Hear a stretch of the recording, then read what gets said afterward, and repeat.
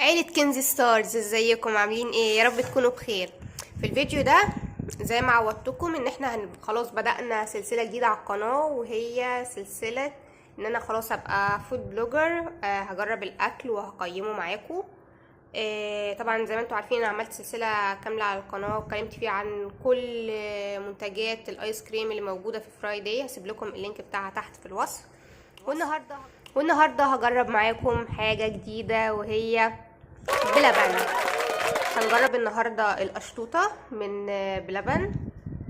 ده طبعا الكيس. هنفتح الكيس سوا وهنخوض التجربه، وهدوق معاكم القشطوطه واقول لكم ايه رايي فيها وايه تقييمي ليها. دي اول مره اشتري فيها قشطوطه. هنستعين طبعا بصديق عشان انا ماسكه الموبايل مش هعرف ان انا افتح الكيس، فممكن تفتحيه بس الكيس. شايفين الباكجينج بتاعها حلو جدا. ده الوصل طبعا مكتوب اهو قشطوطة لوتس، زي ما انتم شايفين اهو قشطوطة لوتس. خلاص كده نفتح بقى. هما مغلفينها كويس جدا كأنها هتهرب. ممكن يكونوا عاملين كده برضو عشان لو هنحطها في وسط شنط او حاجة ما تدلقش. شايفين اللوتس يعني من قبل ما ادوق اللوتس كتير قوي على الوش. طبعا ادوني المعلقة دي. يلا بقى نجرب سوا. بس هو مبدئيا هي ليه صغيرة كده؟ يعني ليه المساحة دي كده كلها فاضية؟ يعني ده تعليقي عليها. يعني ليه ما ملوش الطبق ده؟ سؤال. على العموم اهو ده شكلها برضو. دي قشطة اللوتس.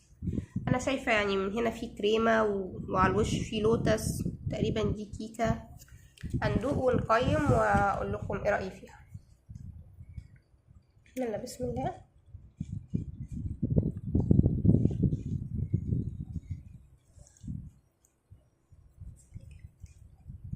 الله طعمها حلو قوي. مبدئيا كان حاسه ان هي زي ما تقولوا كده شبه كيكه البابايا، اللي هي الكيكه اللي مسقيه شربات. في نفس الوقت في طعم جوز هند، او مش طعم، هو في فعلا جوز هند يعني. وانا بندغ ملاحظه ان في جوز هند. تعالوا ندوق تاني. شايفين؟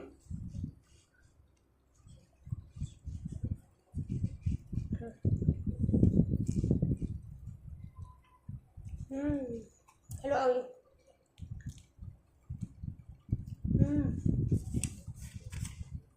هي فعلا كيكه مسقيه شربات وحاطين فيها زي كده ما تقولوا جوز هند مبشور.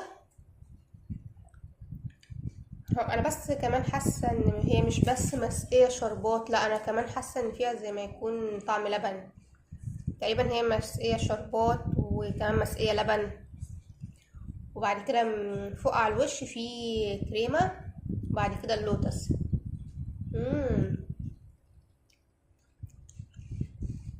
جميله قوي. اللي جرب اشطوطة اللوتس يكتب لي تحت في كومنت يقول لي ايه رأيه فيها، هل حبها ما حبهاش. بالنسبة لسعرها، هي اشطوطة اللوتس ب70 جنيه. في وانتوا بتطلبوها ساعات بيسألك يعني يقولك انت عايزها برز ولا من غير رز. انا طلبتها من غير رز، تمام. فاللي من غير رز ب70 جنيه. اشطوطة اللوتس اللي من غير رز ب70 جنيه. هو سعرها غالي شوية يعني نسبيا، بس بصراحة طعمها حلو جدا. وتستاهل. هجيبها تاني ولا لأ يعني؟ هي غالية بس بصراحة طعمها حلو، فاحتمال اجيبها، بس مش هجيبها كتير يعني. هجيبها كل فترة يعني، كل فين وفين كده، اللي هو يعني ايه، ادلع نفسي كده. لكن مش هينفع انها مثلا تتجاب كل يوم ولا حاجة زي كده. يعني كل فترة ممكن اعياد، مناسبات، حاجات زي كده. خارجة افسح نفسي، عايزة انبسط شوية، ساعتها هجيبها. يعني هي طعمها حلو جدا وجميلة، بس هو المشكلة ان هي حاسة اوفر برايسنج. وكمان حتة ان هي يعني نص البتاعه دي، هي مش نصها قوي يعني، في فراغ يعني زي ما انا وريتكم في البدايه ان كان في فراغ في الطبق، يعني هي مش مليانه. هما ايدهم مش فرطه شويه يعني، المفروض يعني يبقوا كرم اكتر من كده. خلينا ناكل بقى. مم.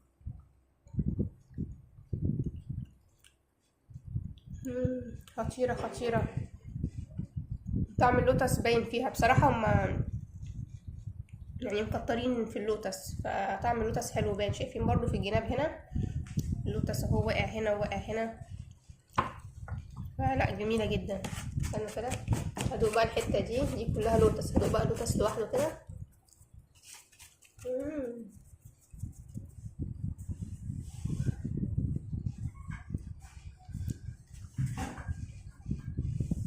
تجنن تجنن بجد، تجنن. طعمها حلو. انتوا عارفين لو مثلا خفضوا سعرها شويه، او حتى على الاقل خلوا الطبق مليان، يعني ما يبقاش فيه فراغات وكده، يعني الطبق يبقى مليان كله بالقشطوطه ويخلوها ب70 زي ما هي، كان هيبقى حلو.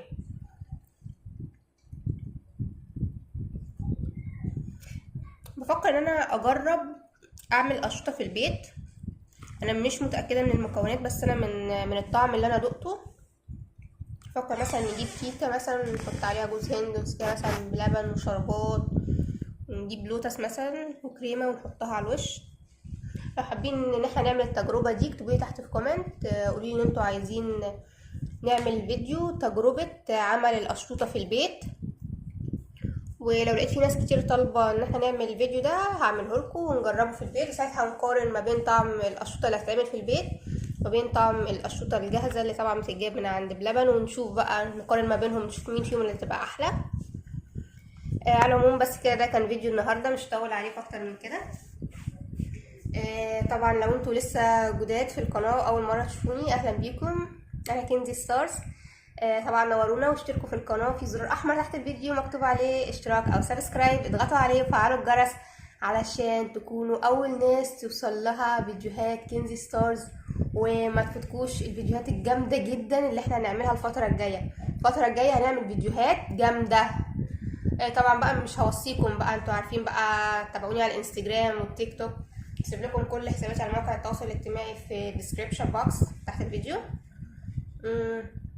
طبعا اللايك الجميل، حطوا لايك جميل زيكم، واكتبوا لي بقى كومنت جميل زيكم، وقولوا لي ايه رايكم في القشطوطه، جربتوها ولا لا، وايه اقتراحاتكم للفيديوهات اللي جايه.